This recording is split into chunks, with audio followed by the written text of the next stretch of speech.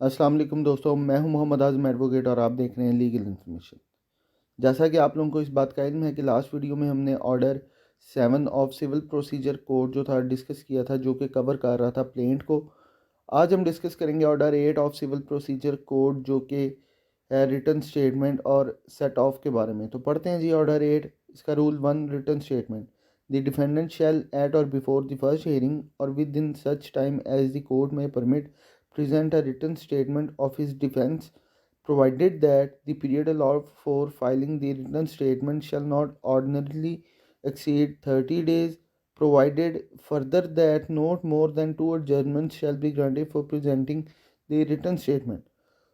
Order 8 rule 1 जो है वो है रिटर्न स्टेटमेंट के बारे में। अब जो है मुद्दई ने एक दावा फाइल कर दिया, उसकी प्रेजेंटेशन हो गई, उसने प्रॉपर जो है उसको ड्यूली वे में जो है प्रेजेंट कर दिया कोर्ट में। कोर्ट ने उसका प्लेंट जो है वो एडमिट कर लिया। और उसके बाद क्या होना है जी, जो डिफेंडेंट है, जो मुद्दा लय है, उसको समन्स जारी होने हैं कि आपके ख़िलाफ़ जी ये दावा एक आया है कोर्ट में, तो आप इसका आके जी जवाब दें। तो बेसिकली जो जवाब देना होता है वो रिटन स्टेटमेंट की शक्ल में देना है। तो रूल 1 जो है, ऑर्डर 8 रूल 1, वो हमें बता रहा है कि जब जो है डिफेंडेंट को समन्स जारी होंगे तो उस समन्स में जो भी कोर्ट ने टाइम फिक्स किया होगा, उस टाइम के अंदर अंदर जो है अपीयर होके आपने जो है रिटन स्टेटमेंट जो है आपने जमा करवानी है अपने बिहाफ पे। आपने अपना मौक़िफ़ जो देना है उस प्लेंट की बाबत, या उस प्लेंट का जो आपने जवाब देना है, वो रिटन स्टेटमेंट की शक्ल में आपने कोर्ट में प्रेजेंट करनी है, फाइल करनी है with in that time which the court fixed. अब आगे इसमें एक प्रोवाइज़ो है, वो हमें बता रहा है इस ये टाइम लिमिट के बारे में, इसकी लिमिटेशन। तो जो टाइम लिमिट है रिटर्न स्टेटमेंट फाइल करने की, वो है जी 30 दिन। जब डिफेंडेंट अपीयर हो जाएगा कोर्ट में, तो उसकी अपीयरेंस के 30 दिन के अंदर अंदर जो है अपीयरेंस, उसकी अपीयरेंस होने के बाद 30 दिन के अंदर अंदर उसने जो रिटर्न स्टेटमेंट है वो कोर्ट में फ़ाइल करनी है। ये हो गया जी इसका टाइम लिमिट। टाइम लिमिटेशन इसका कवर हो गया। आगे मज़ीद जो प्रोवाइज़ो दिया गया है उसमें ये है कि अगर कोई ऐसा सच कॉज जो है, वो ऐसा इशू बन जाता है डिफेंडेंट को कि वो विद इन टाइम जो है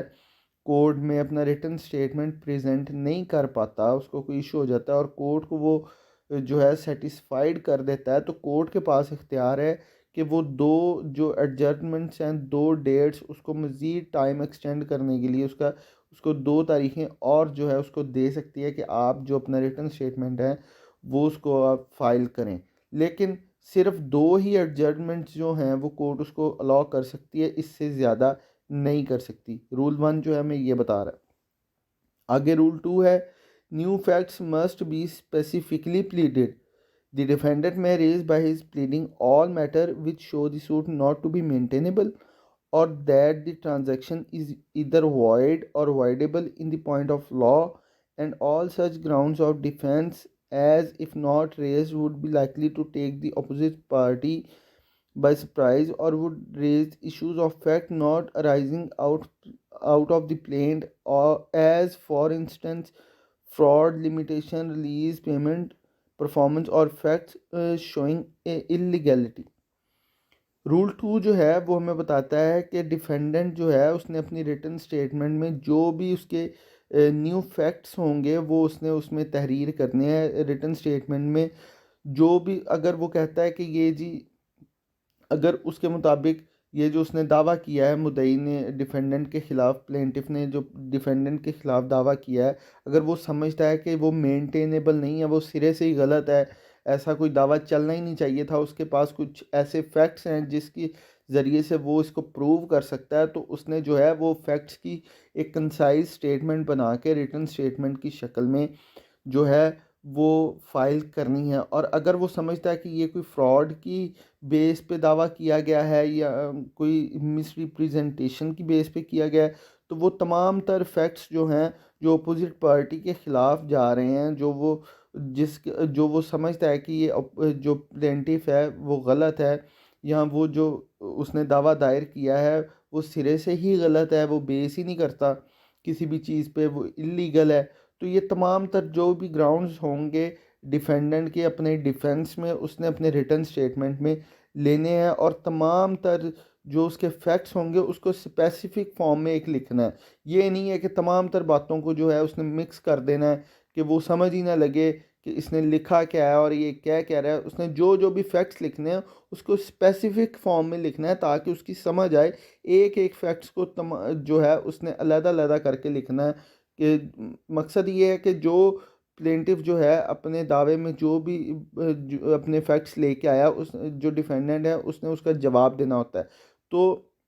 उन तमाम फैक्ट्स का जवाब जो है उसने डिफेंडेंट ने अपने रिटन स्टेटमेंट में देना है और उसको स्पेसिफिक फॉर्म में लिखना है। ये नहीं है कि मिक्स करके लिख दे, समझ ही ना लगे कि लिखा क्या है। और जो भी उसके न्यू ग्राउंड्स होंगे उनको भी स्पेसिफिक फॉर्म में जो है अपने रिटन स्टेटमेंट में उसने तहरीर करना है। रूल 2 हमें ये बता रहा है। अगर रूल 3 है denial to be specific, it shall not be sufficient for a defendant in his written statement to deny generally the grounds alleged by the plaintiff, but the defendant must deal specifically with each allegation of fact of which he does not admit the truth except damages। Rule 3 जो है वो हमें बता रहा है कि जो plaintiff ने डिफेंडेंट के ख़िलाफ़ जो फैक्ट्स लेके आया है, वो जो प्लेंटिफ डिफेंडेंट के ख़िलाफ़ फैक्ट्स लेके आया है और जो वो फैक्ट्स कह रहा है कि ये जी इसने मेरे इतने पैसे देने हैं या हमारा ये कॉन्ट्रैक्ट हुआ था, जिस भी चीज़ पे वो बेस कर रहा है और डिफेंडेंट समझ रहा है कि ये गलत है, ये सिरे से ही गलत है, इसमें कोई सच्चाई नहीं है, और वो उसने उससे डिनाई करना है, उसके फैक्ट से, उसकी एलिगेशंस से उसने डिनाई करना है। तो वो जो डिनाइल है वो स्पेसिफिक होना चाहिए। उसने उन तमाम तर पॉइंट्स को जो है जिनको भी जिस जिस पॉइंट को भी प्लेंटिफ के उसने डिनाई करना है उसने स्पेसिफिक करना है। ये नहीं है मुबहम सा कह दे कि ये जी हाँ जी ये गलत है, ये हुआ नहीं था या नहीं, इस तरह नहीं होगा। अगर वो कोई कॉन्ट्रैक्ट है उसका उसने डिनाई करना है तो उसका जो है उसने एक कंसाइज स्टेटमेंट प्रॉपर बतानी है, डेट बतानी है। ये नहीं है मिसाल के तौर पे कि जो प्लेंटिफ है वो कहता है कि जी हमारे दरमियान एक मुआहदा हुआ था,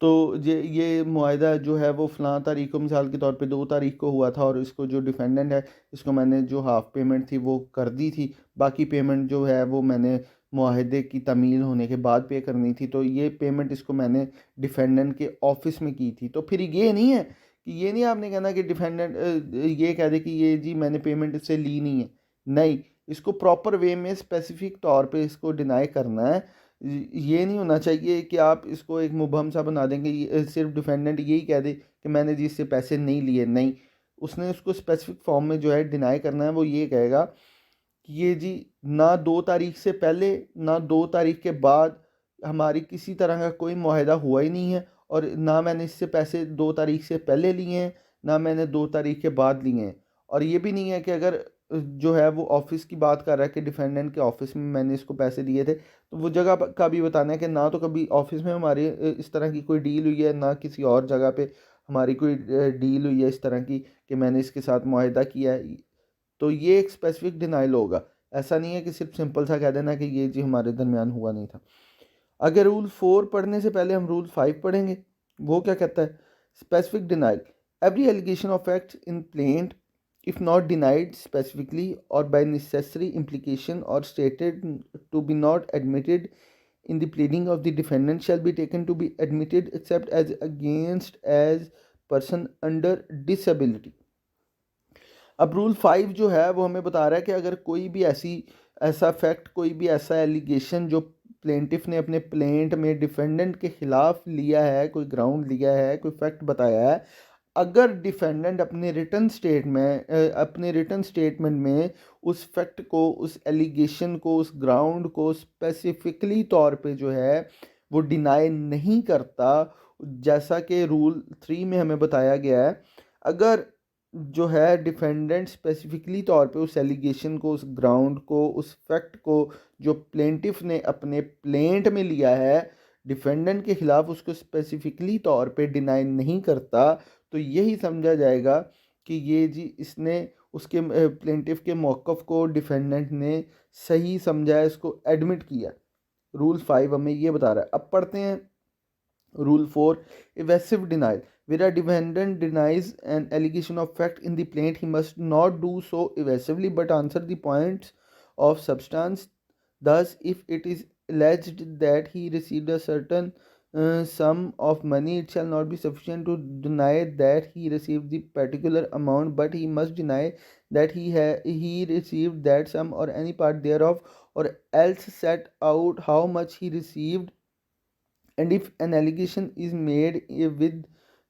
diverse circumstances, it shall not be sufficient to deny it along with those circumstances. वही बात जैसा कि हमने रूल 3 में पढ़ा है, जैसे मैंने आपको एक एग्जांपल दी है, रूल 4 भी हमें वही बता रहा है कि अगर जो है डिफेंडेंट ने प्लेंटिफ की किसी एलिगेशन को, किसी फैक्ट को, किसी पॉइंट को जो है वो डिनाई करना है किसी ग्राउंड को, तो उसको जो है एक स्पेसिफिक फॉर्म में डिनाई करेगा। एवेसिवली जो है उसको डिनाई नहीं करना, सिर्फ ये नहीं कह देना कि ये जी हमारे दरमियान हुआ नहीं था, नहीं, आपने प्रॉपर वे में जाके उसके हर एक पॉइंट को, जो भी उसने ज़िम्मनात अपने प्लेंट में लिए हैं, जिस जिस ज़िम्मन को आपने डिनाई करना है उसका नंबर दे के आगे प्रॉपर वे में, जिस तरह आपने तहरीर किया अपना रिटर्न स्टेटमेंट, उसी तरह जो है उसके हर एक पॉइंट का आपने अलग-अलग से जवाब देना है। ये नहीं है कि एक मिक्स करके आप लिख रहे हैं, समझ ही ना लगे कि आप क्या कह रहे हैं, आप डिनाई कर रहे हैं या एडमिट कर रहे हैं। वही बात है, जैसा कि मैंने आपको पहले भी एक एग्जांपल दिया है कि अगर प्लेंटिफ कहता है अपने प्लेंट में कि हम हमारे दरमियान जी ये मुआहदा हुआ था और 2 तारीख को हुआ था, और डिफेंडेंट को इसकी हाफ़ पेमेंट जो थी या इनिशियल पेमेंट जो थी इसकी मैंने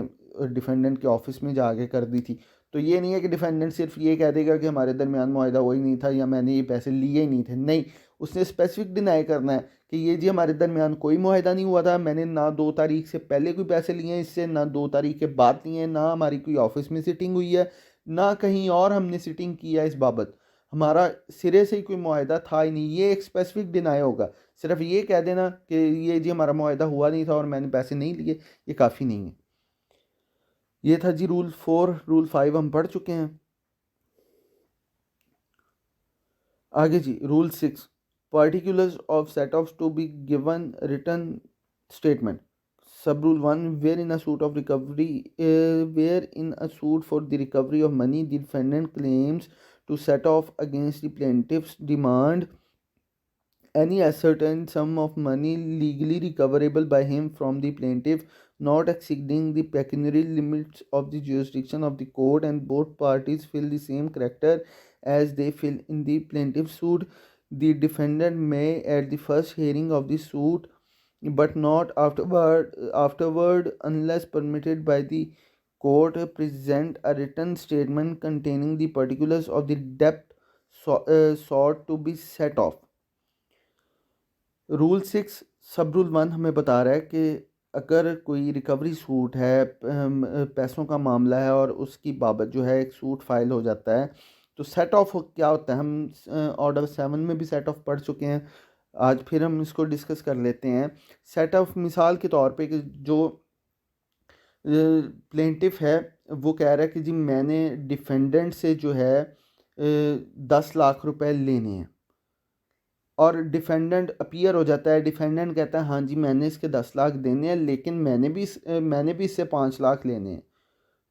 तो ये हो गया सेट ऑफ। फिर जो है प्लेंटिफ ये कहेगा कि ये मेरा जो दावा है ये है तो 10 लाख का, लेकिन मैं जो सेट ऑफ है वो रिलिंक्विश करता हूँ अपना 5 लाख की हद तक, तो फिर 5 लाख का बाकी जो क्लेम है वो उसको मिलेगा अगर वो प्रूव कर देता है। तो ये होता है सेट ऑफ के, ये एक तरह से क्रॉस सूट होता है,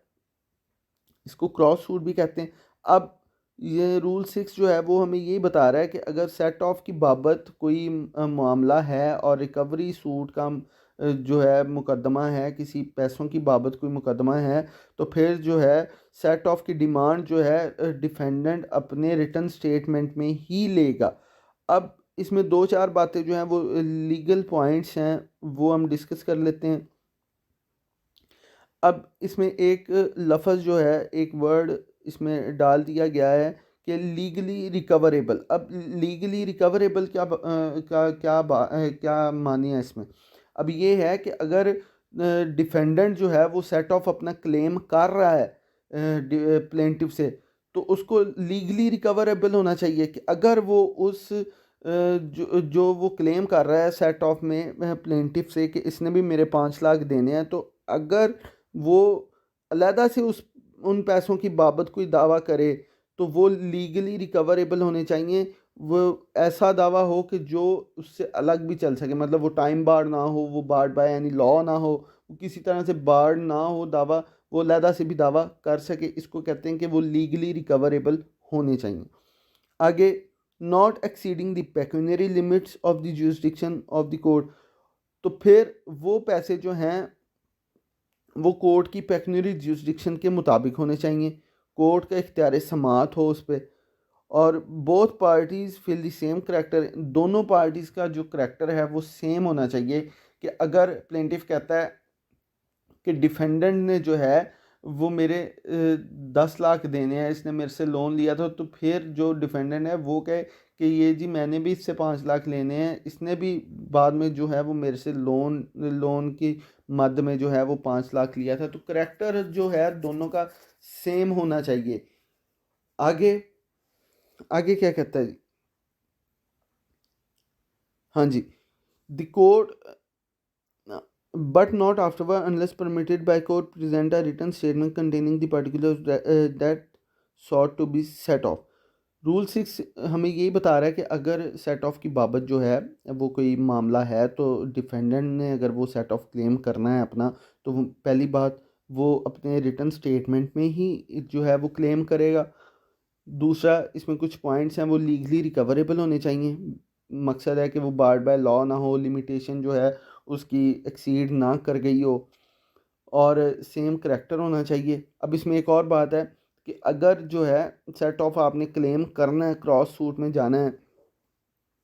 तो फिर उतनी ही अमाउंट आपने क्लेम करनी है जितनी प्लेंटिफ कह रहा है। मिसाल के तौर पे प्लेंटिफ कह रहा है कि मैंने 10 लाख लेने हैं डिफेंडेंट से, तो डिफेंडेंट ये नहीं कहेगा कि मैंने इससे 12 लाख लेने हैं, नहीं,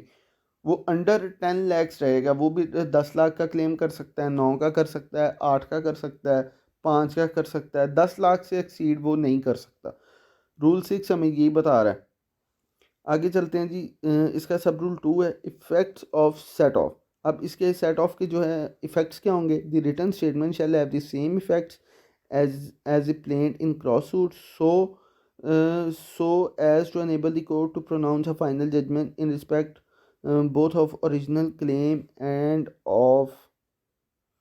set off, but this shall not affect the lien upon the amount decreed of any pleader in respect of the cost payable to him under the degree।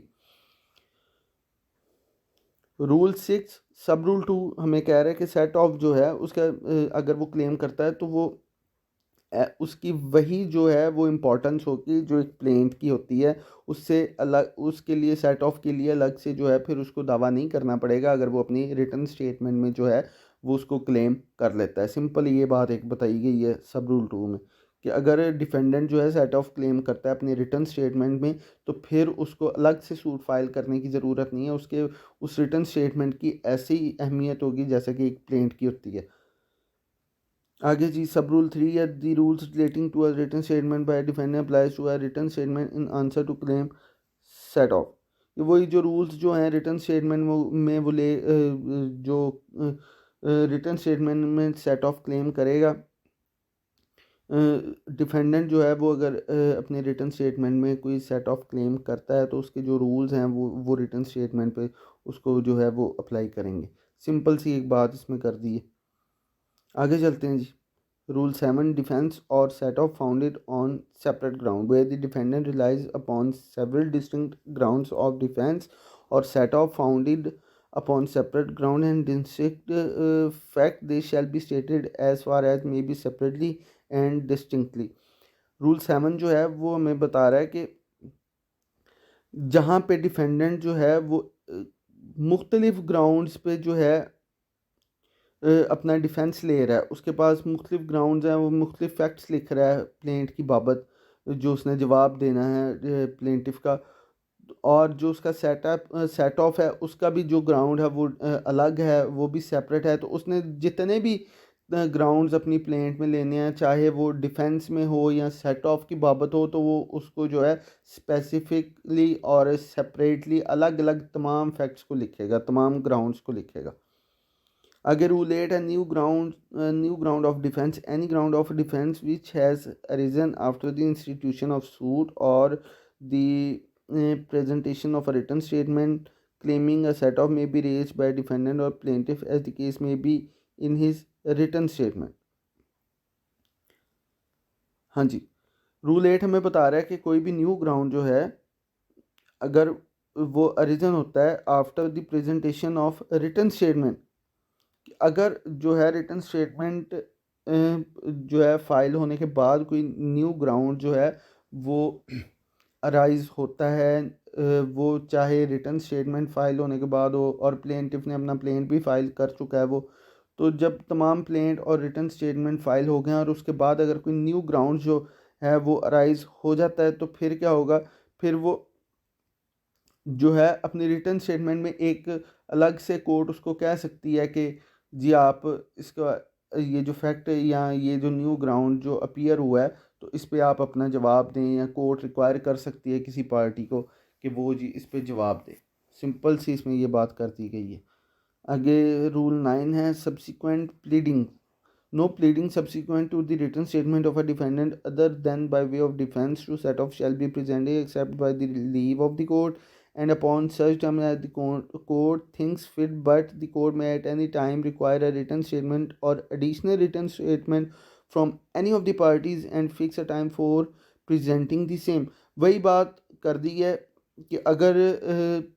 जो है दौरान प्रोसीडिंग्स कोई भी न्यू फैक्ट जो है वो अराइज हो जाता है, कोर्ट को लगता है कि इसका जवाब जो है वो लेना ज़रूरी है, इसको डिस्कस करना ज़रूरी है, तो फिर अलग से उसकी प्रोसीडिंग्स जो हैं वो नहीं चलेंगी। वो फिर कोर्ट जो है किसी भी पार्टी को जो है वो रिक्वायर कर सकती है कि आप अपना रिटन स्टेटमेंट ले आएँ, या एडिशनल जो है रिटन स्टेटमेंट ले आएँ, जिसको हम जवाब बिल जवाब भी कहते हैं, वो ले आएँ। तो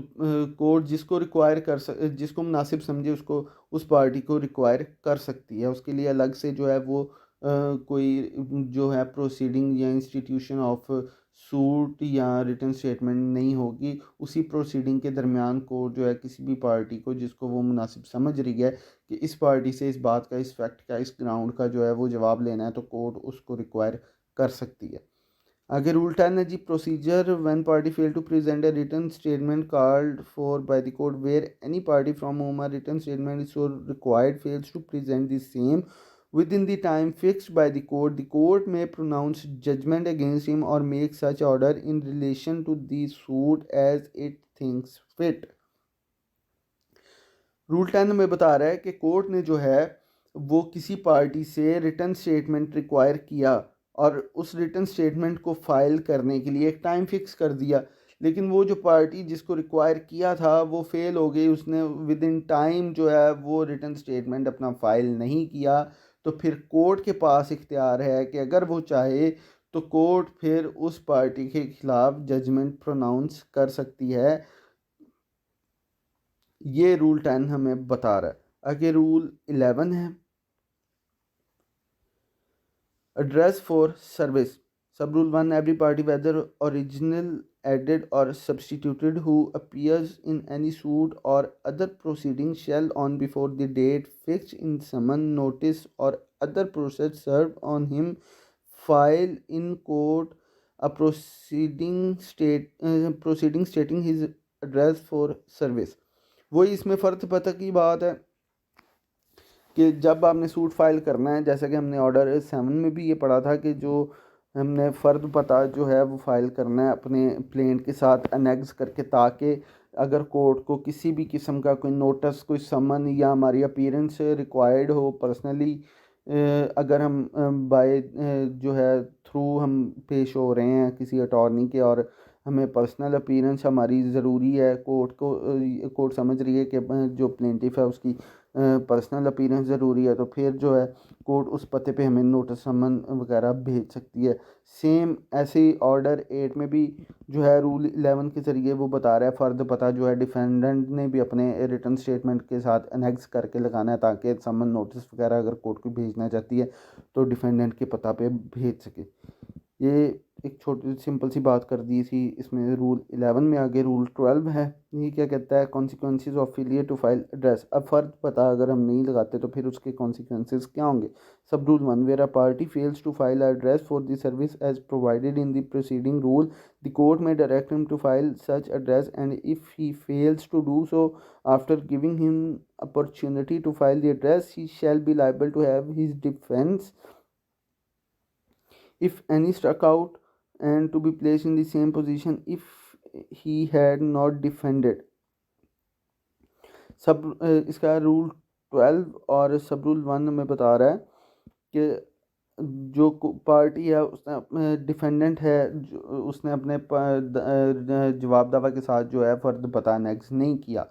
अपना जो एड्रेस है वो अनेक्स नहीं किया, और कोर्ट ने जो है उसको एक टाइम दे दिया, फिक्स कर दिया कि इस टाइम के अंदर अंदर आपने इसमें जो है कोर्ट में फ़ाइल करना है अपना फ़र्द पता।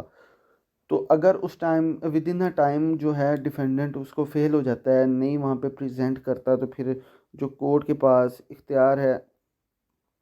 कि उसका डिफेंस जो है वो ख़त्म कर सकती है, और वो ऐसे ही समझा जाएगा कि वो जैसे वो उसने कोई भी डिफेंड किया ही नहीं है। फिर पढ़ते हैं, where a party fails to file an address for the service as provided in the proceeding rule, the court may direct him to file such address, and if he fails to do so after giving him opportunity to file the address, he shall be liable to have his defense if any struck out, and to be placed in the same position if he had not defended। वही बात कि court जो है उसका जो है उसका हक ख़त्म कर सकती है, कोर्ट का उसका डिफेंस का हक ख़त्म कर सकती है। आगे सब रूल 2 है, द कोर्ट में पास N order under sub rule 1 सो मोटो और on the application of any party. तो ये जो कोर्ट है फिर ये सूमोटो लेके भी खुद से भी ये जो है उसके ख़िलाफ़ ऑर्डर पास कर सकती है। अगर वो खुद से ऑर्डर पास नहीं कर रही तो फिर जो है प्लेंटिफ जो है वो एप्लीकेशन देगा, तो इस ग्राउंड पे जो है फिर उसके ख़िलाफ़ जो है वो जजमेंट प्रोनाउंस भी कर सकती है, या जो है उसका हक़ के दिफा भी ख़त्म कर सकती है। आगे रूल 13 है, list of legal representatives of defendant. ये सेम वही बात जो हमने ऑर्डर 7 में पढ़ी थी कि जो हमारा प्लेंटिफ है उसने जो है अपने दावे के साथ एक लिस्ट जो लीगल रिप्रेजेंटेटिव्स हैं उनकी लिस्ट फ़ाइल करनी है, ताकि अगर इन केस प्लेंटिफ की डेथ हो जाती है तो फिर जो है उसके बिहाफ पे उसके किसी फैमिली के बंदे को जो है जो उसका लीगल रिप्रेजेंटेटिव होगा उसको जी उसकी जगह पे पार्टी बनाया जा सके। ऐसे ही रूल 8 में जो है ऑर्डर 8 रूल 13 में हमें सेम वही बात डिफेंडेंट के लिए भी लाई करती है कि उसने अपने रिटर्न स्टेटमेंट के साथ लिस्ट ऑफ रिप्रेजेंटेटिव लगानी है, ताकि अगर in case of death defendant की डेथ हो जाती है तो फिर उसके लीगल रिप्रेजेंटेटिव्स की लिस्ट में से किसी बंदे को पार्टी बनाया जा सके जो कि सूट के फैक्ट से जो है वो आगाह हो और कोर्ट को जो है वो आगे आगाह कर सके और प्रोसीडिंग्स की जो है पैरवी कर सके। तो ये था जी ऑर्डर 8 हम कवर कर चुके हैं। उम्मीद करता हूँ कि आपको मेरी वीडियोस अच्छी लग रही होगी, समझ आ रही होगी। अगर आप लोगों का कोई क्वेश्चन कोई क्यूरी होती है तो काइंडली कमेंट्स में मेरे से पूछा करें, मैं इंशाल्लाह जवाब दूंगा। और अगर आपको मेरी वीडियोस अच्छी लग रही हैं तो काइंडली मेरे चैनल को लाइक करें, सब्सक्राइब करें, शेयर करें और कमेंट करें।